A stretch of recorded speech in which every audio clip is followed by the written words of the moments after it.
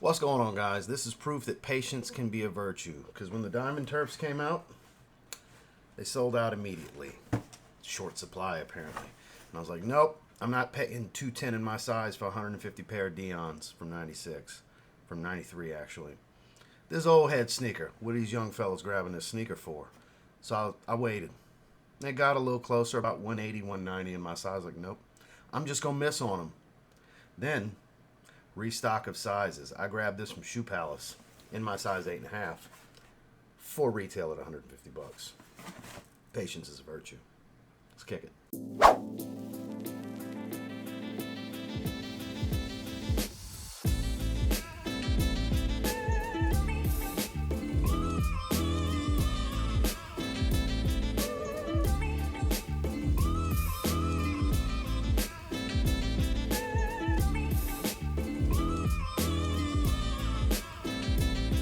So, standard Nike sportswear box. As they call it, the 49ers colorway, even though he was with the Falcons in 93. I guess that little bit of gold. See, white, fire red, and black in my true size 8.5. I guess because that little bit of gold in the mesh, they're like, oh yeah, the Niners.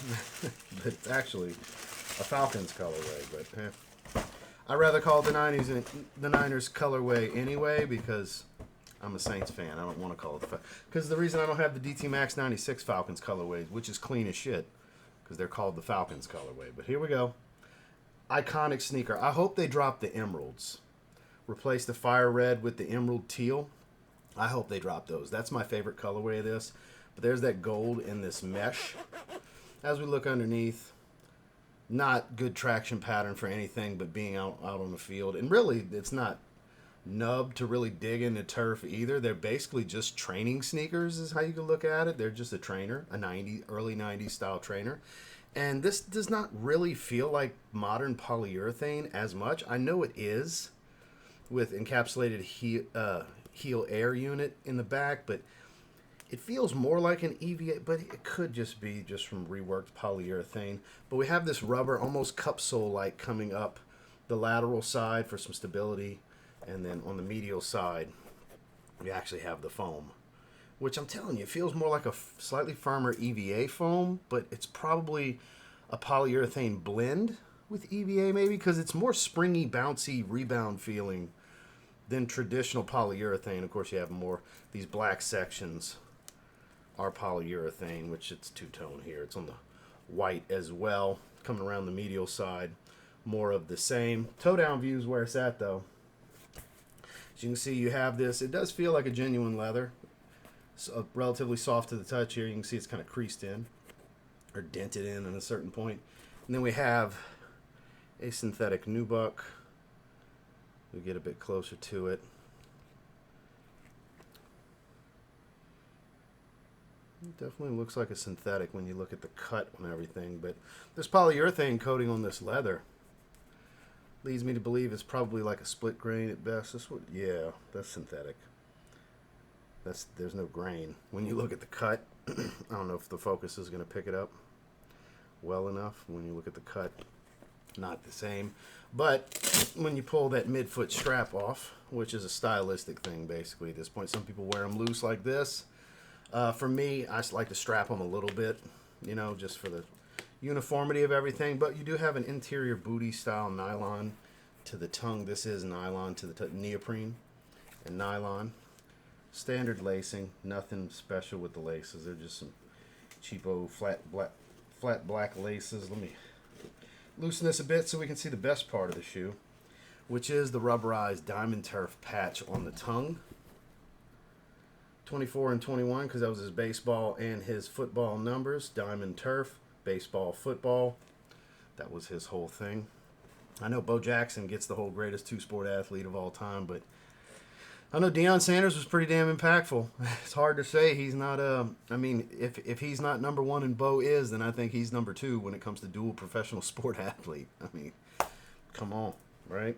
So I don't know if we can remove the insole. Does feel so it's gluing down a little bit. It feels like it might be Dream Cell. Okay, so the glue hasn't set completely yet.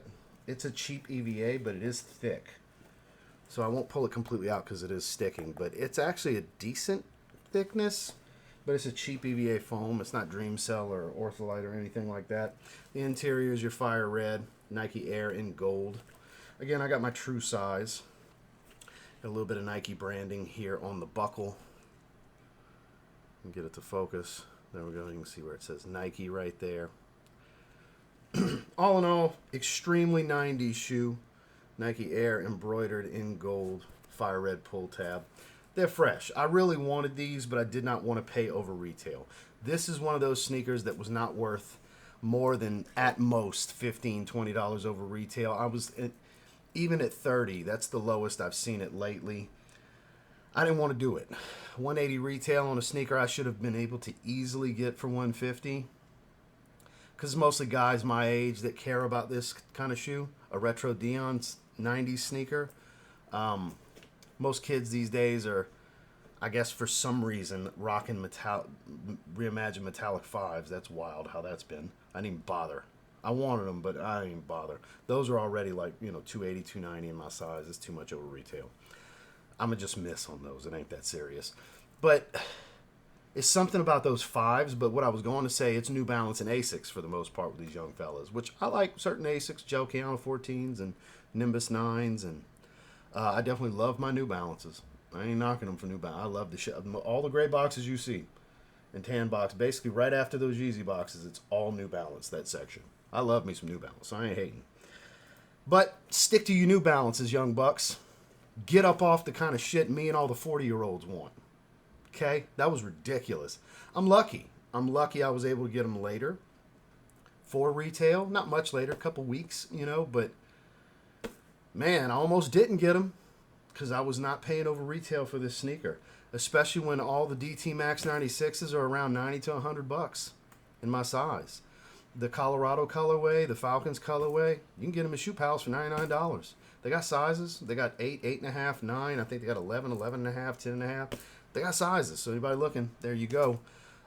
Kendrick Lamar wore the white and black 96s for the halftime show. So all of a sudden, views have spiked on that. I've heard the market shifted for those. Those are $99 too. I don't know if they still are. I literally had a comment yesterday that said Kendrick sent me. Oh, really? I didn't know you spoke to Kendrick and he recommended TLTG Kicks review on the Deion Sanders shoe. Thank you, sir. Kendrick sent me. The world, right?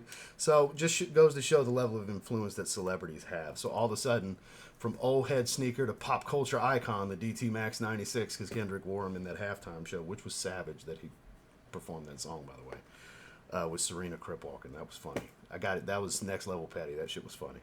But tangential story going on surrounding Deion's retros, because all of a sudden, because look, it was nothing to get the DT Max 96, the black and white colorway.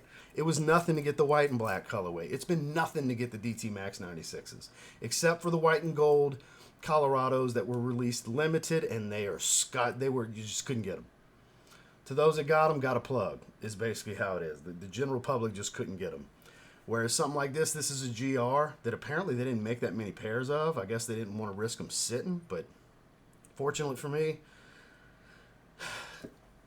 patience was a virtue in this situation, so I am happy to have them.